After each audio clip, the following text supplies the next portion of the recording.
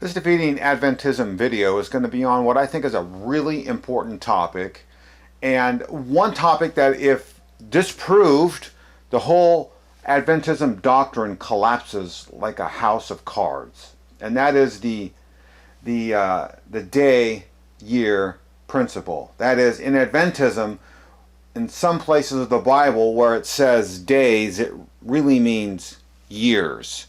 Now, in Adventism, they often call it a principle, which I find fascinating, and I'm going to highlight that more when we move to the computer and finish this video and move out of the library, because they call it a principle, as if it's some just well-known, established fact. And we're going to see if this principle holds up to scrutiny of the Bible. In doing so, we're going to look at a couple books. We're going to look at a number of Advent Review and Herald magazines. I'm going to look at this. This is a 4-volume set. This is volume 4 from from Froome's book, Prophetic Faith of Our Fathers, which and we're going to see in other references are going to reference this book here. And I believe it's a Advent Review magazine that's going to reference this book here. Here's the original from 1842 by Joshua Himes. Called The Views of Prophecies, Prophetic Chronology, Manuscripts of William Miller, a memoir of his life. In this book, there's a table on 3 pages that has William Miller's hermeneutical principles, which we will find fascinating here. So let's look at this principle, so-called principle that Adventists like to use. That when we read in the Bible days, it actually means years. Let's see if it stands up to scrutiny. We're going to start here. Where did the principle come from? Well, start here with July 17th, 1980. The usage, sometimes spoken of as the year-day principle, appears first in Numbers 14:34, then again Ezekiel 4:6. Common repeating theme. If you're an Adventist, you already know these. Numbers 14:34, Ezekiel 14:6. The principle, there it is again, that word principle. The principle used widely throughout history by students of Bible prophecy was adopted by William Miller. Oh, adopted by. Remember that. And his associates. It has been adopted consistently by later Adventist expositors and will be used throughout this series, articles, right, in connection with this. So where did it come from? Well, William Miller, who adopted it from others. Let's look now. February 8th, 1979. The 2 red boxes. Bottom of one page, and we're going to go to the top of the other page. Let's look at those blown up. Here, Miller worked out his practical rules for study of the Scripture that he called the Miller's Rules of Biblical Interpretation, which we're going to look at. Then we have here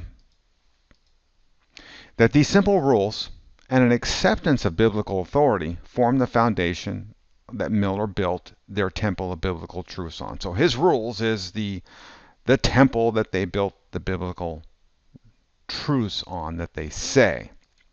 Then what? These rules also became the foundation upon which the emerging Seventh-day Adventist Church built its temple of Bible truth.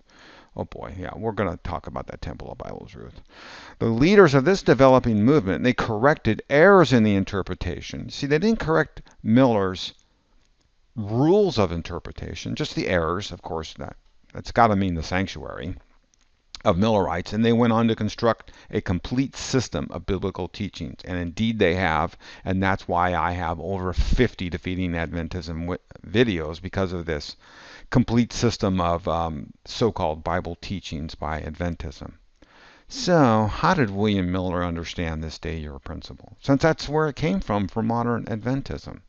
Well, here's that book you saw earlier, Views of the Prophecies, Joshua Himes, 1842. Here's the first page of William Miller's first of 3 pages of his rules of interpretation. But we're going to focus on the second and third page. And here's the second page. And what does he say here? Figures always have a figurative meaning. Pretty definitive statement. Figures always have a figurative meaning and are used much in prophecy to represent future things, times, and events, such as mountains meaning governments, and beasts meaning kingdoms, and day meaning year. There's Ezekiel 4:6. He goes on to say more about figures here.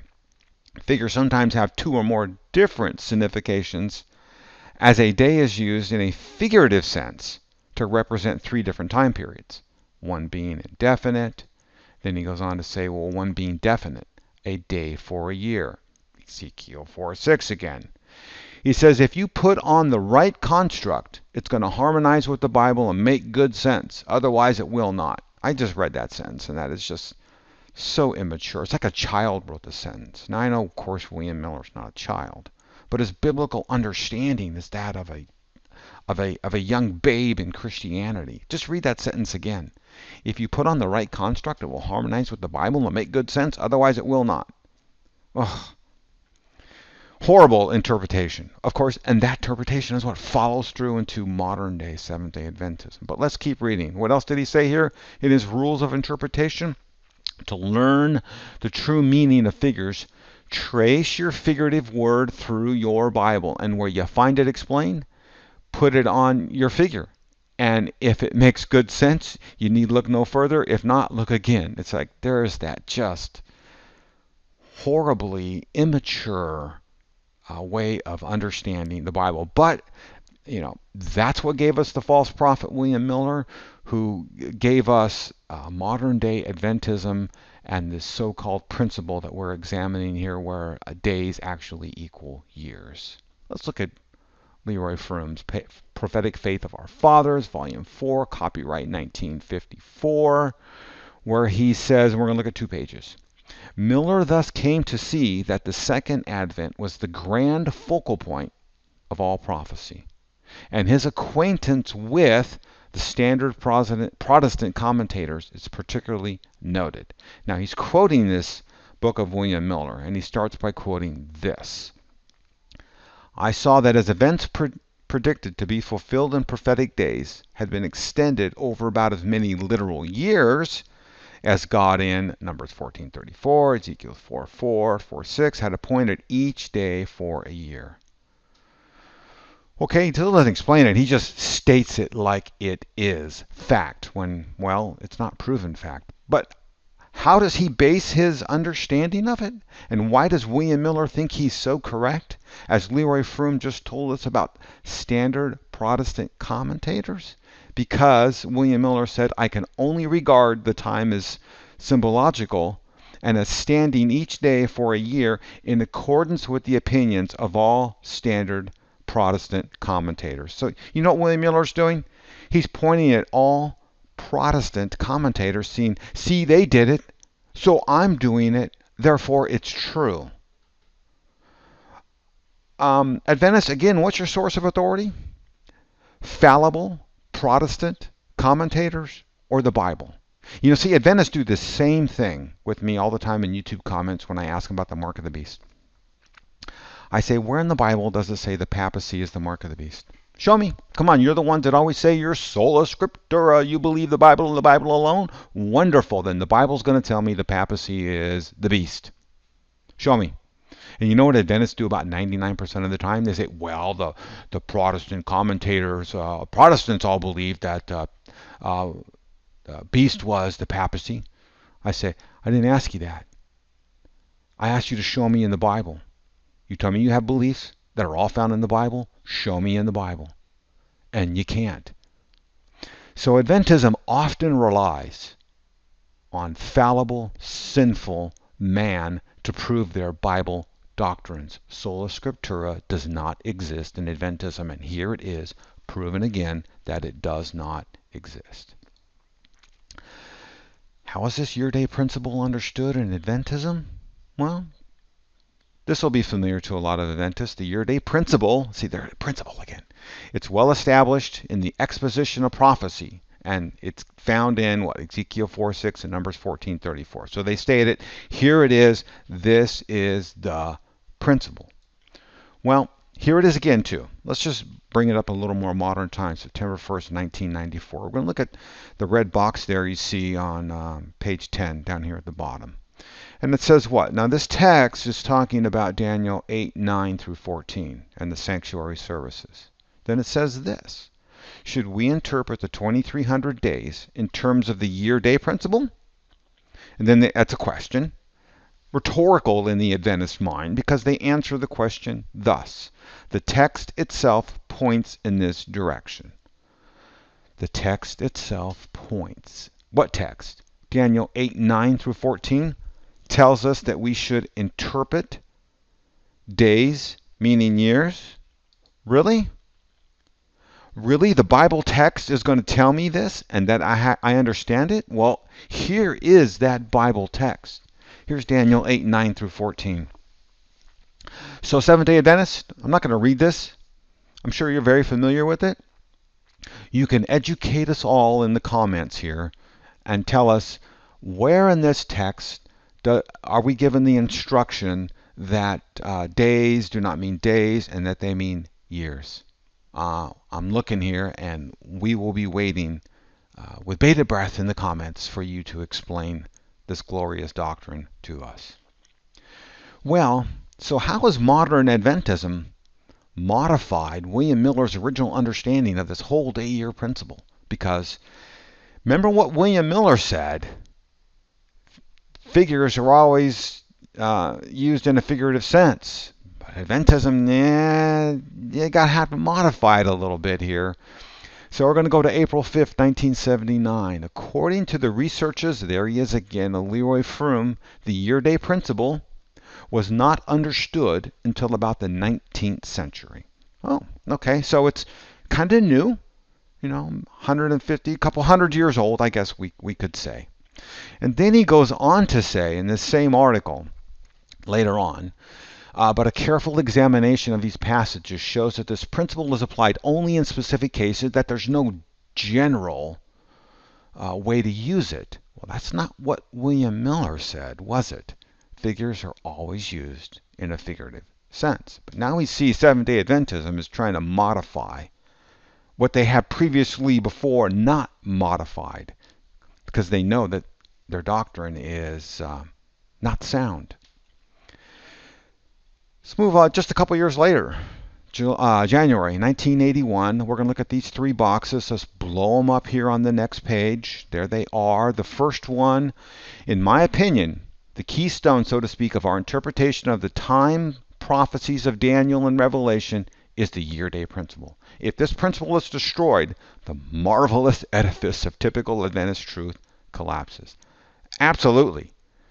Because if the Bible does not teach days actually equal years, Adventism does collapse. That is a true statement. Then they go on to say here, the doctrine of the sanctuary, the investigative judgment, the role and teachings of Ellen White, the origin of the church, etc., everything is called into question. Indeed, it is. So how is this author going to tell us we need to trust this whole year-day principle? Whatever the importance of the role of the year-day principle in our system of interpretation, it should be pointed out that it was not the pioneers of the Advent movement who invented it and the method of exegeting apocalyptic chronological prophecies. Rather, they inherited a tradition that goes back more than 1,000 years to the first centuries of our era. So Adventists, in this whole year-day principle, they didn't invent it. It goes back 1,900 years. Now, wait a second.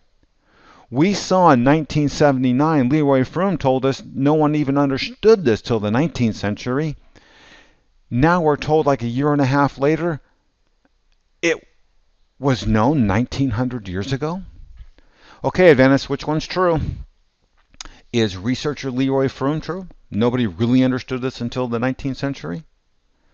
Or did it really go back 1,900 years? Of course, there's no evidence. You see, there's no citation there proving this whole year-day principle was even existing 1,900 years ago, because it wasn't. But see, even in terms of Adventism, and they don't even have their own internal consistency. They don't even know. But look what happened here. This is 1979 on the right, 1981 on the left. What happened in the middle of here? It's called 1980. It's called the Glacier View. It's called Desmond Ford, who absolutely obliterated the sanctuary doctrine. And part of that is the year-day principle. So Adventists are now coming out realizing they got to defend this. That's why you see the 1981 article. And so to defend it, they're just going to make the claim that, well, it existed, 1900 years ago, when it didn't, when they don't even realize a year and a half before that, they said, well, no one even knew what it was until the 19th century. See the folly that is Seventh-day Adventism. I'm going to make a note here about a principle defined versus a principle applied. Here's a principle defined. See, before you are going to apply a principle, I expect the principle to be defined. There's a number of principles that I could have used as an example here, and I just use this one, the principle of flight, the principle of aerodynamics. And you see here on a wing, how does a plane fly? How does the wing work in terms of pressure? What are the principles of air pressure on aerodynamics that cause a plane to fly? Okay, so that's the principle defined. It's not applied. It'll be applied when we actually see a plane actually fly. But until then, this is just the principle of flight. Now, how do Seventh-day Adventists define their principle before they apply it? Because I expect it to be both first defined and then applied. Well, here we have famous Adventist professor, teacher, Walter Weiss. Brand new video series, 4 videos on the 3 angels' messages. We are going to listen to Walter Weiss define. Actually, he's not even going to define. He's just going to speak about the day-year principle or year-day principle. I forget exactly which order he says in the video here. But we're going to listen to him talk about it as if it just exists. Of course, we know it just doesn't exist. But anyway, I'm going to do a future video on this whole video. But let's listen to Walter Weiss as he describes it. Period of 3.5 years, 42 months, 1,260 days. And the Reformers applied the biblical principle of the day-year principle. And so if you calculate these times, it works out to 1,260 years, because the Bible tells us to take a day for a year. Well, you notice in the video, he nowhere defines in the Bible where we're going to find this principle. He just states it like it exists. Remember what I said, a principle must first be defined before it can be used. And we don't see that actually happening in Seventh-day Adventism. Well, so is this principle defined in the Bible then? Because Adventists obviously aren't showing us where it is. Is it defined? Let's just see what Adventists tell us in their own literature. Read with me here from 1980. The year-day relationship can be biblically supported, although it's not explicitly identified as a principle of prophetic interpretation. There you go. Drop the mic. Adventism just told us you can't find it. It's not explicitly identified as a principle of prophetic. They call it a principle, but it's really not a principle. Of course, they say they can support it. Of course they do, because they realize if they say no, then their whole system collapses. But it's not in the Bible. This here is admission that it doesn't exist. The definition that I'm asking for does not exist. Once again, Sola Scriptura and Adventism are 2 concepts that do not coexist, as proven here, September 4th, 1980. Well, does Ezekiel 4:1-7 teach this day-year principle? I mean, there it is, Adventists and everybody else. Read it. And here's the text where it's in question. For I assign to you a number of days, 390 days, equal to the number of years of their punishment. At Seventh-day Adventists and other Sabbatarians that may be watching this, stop quoting Bible verses. Start reading Bible passages. Read this whole passage. Stop this. I'm not going to read it to you, but I'm going to summarize it for you. You know what's going on here? This verse 5, part of the passage, this verse 5 is a verse of judgment. This verse doesn't say, oh, by the way, when you see days at other places used in the Bible, convert those days to years. I'm still looking for those words, all right? And those words do not exist here. If you think they exist here, do point them out. but they don't exist here. Instead, I have a verse here where God is actually speaking to Ezekiel words of judgment. And God is taking those words of judgment and saying, this is how I'm going to judge. And of course, then he uses days and years in that. But it's verses of judgment. It's not a formula. It's not a principle. Well, let's go to the other one Adventists like to cite, right? Numbers 14:34 for the day-year principle. And again, here we go. Stop reading Bible verses. Start reading Bible passages. And what do we have here? I mean, there's the verse in question with the numbers when each day is going to equal a year. Just like Ezekiel, what's happening here? Numbers 14:34. It's a verse or a passage of judgment on the Jews, on the Israelites that just left Egypt. Nowhere in this passage will you find the Seventh-day Adventist formula to say, oh yeah, no, by the way, when you see days, convert them to years, because that's what the Bible... No, the Bible doesn't say it. What we have here are words from God speaking judgment to the Israelites that they are going to have to suffer. So both Ezekiel and Numbers are verses of judgment. They're not formulas to be used in the rest of the Bible. Daniel and the 1260 days that you Adventists like to cite just collapsed in front of you because neither of these two verses support that doctrine. So, does Ezekiel and the Numbers, they teach the Bible reader must apply a day-year principle in the Bible? No, they don't. We're going to pull or remove this 1844 card in this Adventist doctrinal house of cards. You know, the whole theological framework collapses. And you know what, Adventists? It just collapsed right in front of you right now. Nowhere in the Bible are we told this formula to convert years into days. The two verses that you see most quoted in Adventist literature are verses of judgment from God. They are not verses of this is how you interpret not only this verse but others. It's not there. Here's the great controversy chart in Ellen White's book, 1888. There's 1844, the 2300 days converted to years. And you know what? This entire timeline just collapses right in front of you because the Word of God does not say take days and turn them into years. Period. It is gone. So Adventist, the year-day principle, it's nowhere defined in the Bible. Oh, I can probably find it defined in Adventist literature, but that's not the Bible.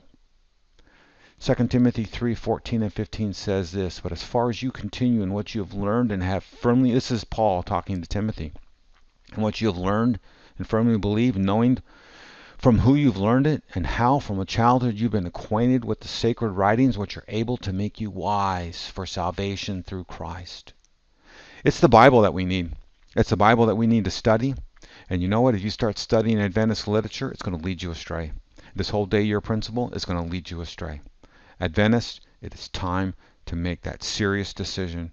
Get out of Adventism.